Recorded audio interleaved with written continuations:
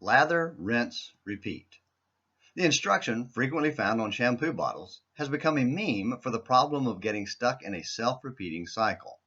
Taken literally, the person would stand in the shower going through that endless cycle until the shampoo was all gone. Then what to do? Get another bottle and lather, rinse, repeat, or get out and move on with your day. It has also become a metaphor for slavishly following instructions or procedures without independent thought. Sadly, much of our culture is based on that concept, not just in day-to-day life, but in long-term cycles as well. One generation faces difficulties and challenges and overcomes them. The next generation recreates the difficulties and challenges, forcing the subsequent one to rise up and overcome them again. This principle applies in the spiritual arena as well.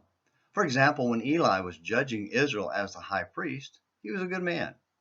But his sons, Hophni and Pinehas, were evil. They so corrupted the worship of God that he let them be killed, the ark captured, and Israel languished for 20 years without true worship. Samuel, who was a boy when they died and had been trained by Eli, grew up and was sent by God to bring the nation back to him and overthrow the Philistines, 1 Samuel 7, verses 1 through 14.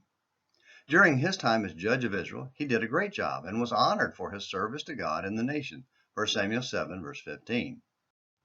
But it was lather, rinse, repeat, because his sons repeated the cycle. The text doesn't explain why, but for some reason, instead of following their dad, Samuel's sons followed the path of Eli's sons, the path of rebellion against God, 1 Samuel 8, verses 1 through 3. But the nation refused to repeat.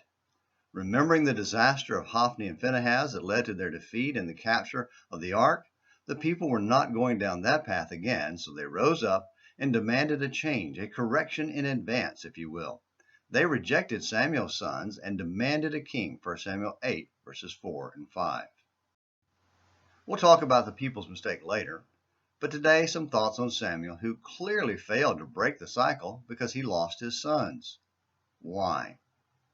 Could it be that he simply failed to understand the corruption of the culture?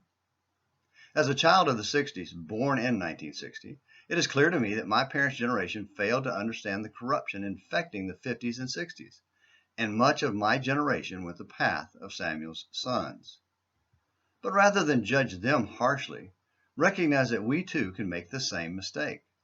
Ladies and gentlemen, if you love God and want to try to serve Him with all your heart, please, please, please recognize this world's influence on your children and immerse them in God. That's the only way to keep them from getting stuck in lather, rinse, repeat.